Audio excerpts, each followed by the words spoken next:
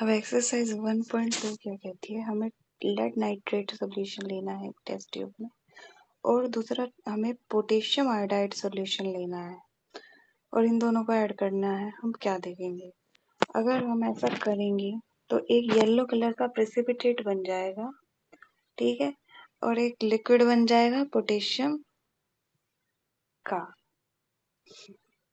जो वो yellow colour का प्रेसिपिटेट होगा वो क्या होगा, लेड आयोडाइड, और जो बाकी का हमारा लिक्विड बनेगा उसके चारों तरफ वो हमारा क्या होगा, पोटेशियम नाइट्रेट। ठीक है, हमारी नेक्स्ट एक्टिविटी क्या कहती है, take a few zinc granules and a conical flask और a test tube, add dilute hydrochloric acid और सल्फ्यूरिक एसिड टू दिस। ठीक है, do you observe anything happening around the zinc granules? Touch the chemical flask or test tube. Is there any change in its temperature? देखो, zinc granules ले लिए हमने और उसमें हमने अपना एसिड डाल दिया, कोई भी स्ट्रॉन्ग एसिड ले लिया, जैसे कि हाइड्रोक्लोरिक एसिड या फिर सल्फ्यूरिक एसिड ले लिया, और वो दोनों एसिड्स उस मेटल के साथ क्या करेंगे, जब भी ऐसा होगा तो वो मेटल जो है हमारा वो घुलना शुरू हो जाएगा और हाइड्रोजन गैस बननी शुरू हो जाएगी किसी भी फ्लास्क के अंदर। ठीक है, और टेम्परेचर जो है वो इंक्रीज हो जाएगा। जब भी आप ये एक्टिविटी करेंगे अपनी स्कूल की लैब में तो आपको ये सारे चेंजेस दिखाई देंगी। ठीक, from the above 3 activities we can say that any of the following observations help us to determine whether a chemical reaction has taken place. Change in state, change in color, evolution of a gas and change in temperature. पहली activity जो हमने की थी उसमें क्या हुआ था कि हमारा एक रिबन था वो पाउडर में चेंज हो गया था। ठीक है, तो चेंज इन स्टेट। हमारी जो दूसरी एक्टिविटी थी उसमें क्या था, दोनों लिक्विड सॉल्यूशंस थे, उनमें से प्रेसिपिटेट फॉर्मेशन हो गई थी। ठीक है, तो again change in state and colour, क्योंकि येलो कलर का प्रेसिपिटेट बना था। जो हमारी थर्ड एक्टिविटी हुई, थर्ड रिएक्शन हुई, उसमें क्या हुआ, उसमें जो हमारा टेम्परेचर है वो बढ़ गया। ठीक है, और एक गैस भी बन गई, हाइड्रोजन गैस, H2 गैस। तो जब भी ऐसा कुछ हो कि चेंज इन स्टेट हो, चेंज इन कलर हो, चेंज हो, ये कोई भी गैस निकले या फिर टेम्परेचर में चेंज हो, तो इसका मतलब होता है कि कोई भी केमिकल रिएक्शन हो रही है। Now we will discuss chemical equations. Chemical equation. Activity 1.1 can be described as when a magnesium ribbon is burnt in oxygen, it gets converted to magnesium oxide. ठीक है, जब भी कोई भी मैग्नीशियम रिबन हम बर्न करते हैं ऑक्सीजन में तो ये मैग्नीशियम ऑक्साइड में कन्वर्ट हो जाता है। This description of a chemical reaction in a sentence form a quite long. ठीक है, it can be written in a shorter form. The simplest way to do this is to write it in form of a word equation. ठीक है, हमने word equation में इसको लिख लिया है यहाँ पर, magnesium plus oxygen is equals to magnesium oxide. The substances that undergo chemical change in this reaction, magnesium and oxygen, are the reactants. ठीक है, the new substance is magnesium oxide formed during the reaction as a product. The word equation shows change of reaction to products through an arrow placed between them. The reactions are written on the left hand side and the plus sign between them. Similarly, products are written on the right hand side and the plus sign between them. The arrowhead points towards the products and show the direction of the reaction. ठीक है, जब भी हम कोई reaction लिखते हैं तो वो हम इस तरह से लिखते हैं। राइट हैंड साइड पे जो होते हैं हमारे वो रिएक्टेंट्स होते हैं, और जो लेफ्ट हैंड साइड पे होते हैं, जो लेफ्ट हैंड साइड पे होते हैं वो रिएक्टेंट्स होते हैं, और जो लेफ्ट हैंड साइड पे होते हैं वो हमारे प्रोडक्ट होते हैं। ठीक है। अब next, writing a chemical equation. एक केमिकल इक्वेशन को हम कैसे लिख सकते हैं? अभी तक हमने इसको वर्ड की फॉर्म में लिखा था।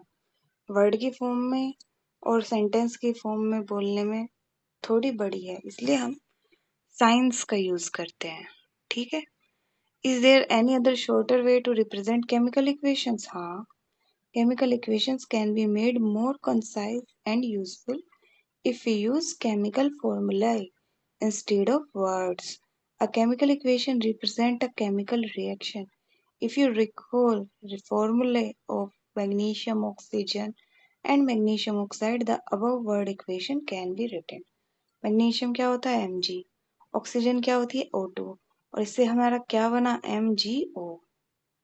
Count and compare the number of atoms of each element in the right hand side and left hand side of the arrow. Is the number of atoms of each element the same on both the sides? If yes, then the equation is balanced, and if not, then the equation is unbalanced because the mass is not the same on both sides of the equation. Such a chemical equation is a skeletal chemical equation for a reaction. Equation is a skeletal chemical reaction for the burning of magnesium in air. जो हमारी ये equation है ये balanced नहीं है। ठीक, क्यों balanced नहीं है? क्योंकि यहाँ पे Mg एक बार है, यहाँ पे भी Mg एक बार है, पर यहाँ पे ऑक्सीजन के 2 एटम्स हैं और यहाँ पे ऑक्सीजन का सिर्फ एक एटम है, तो इसलिए ये अनबैलेंस्ड या फिर स्केलेटल, ठीक है, या फिर कैसी है?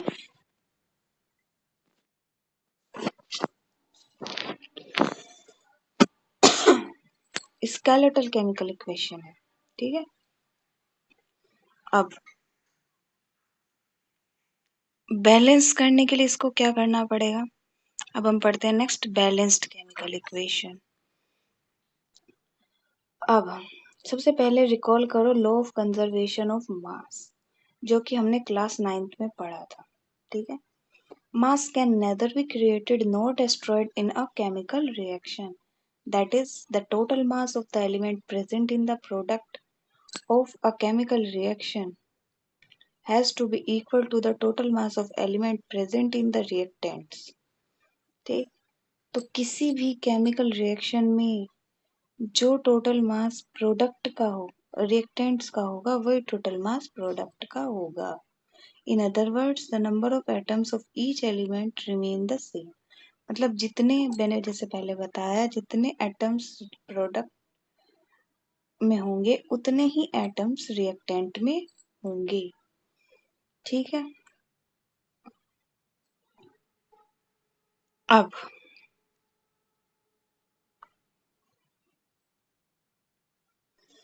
हमारे पास जो स्केलेटल अगर कोई भी इक्वेशन है केमिकल रिएक्शन के बाद, केमिकल इक्वेशन है, अगर कोई भी स्केलेटल केमिकल इक्वेशन है तो उसको हमें बैलेंस करना पड़ेगा। ठीक है।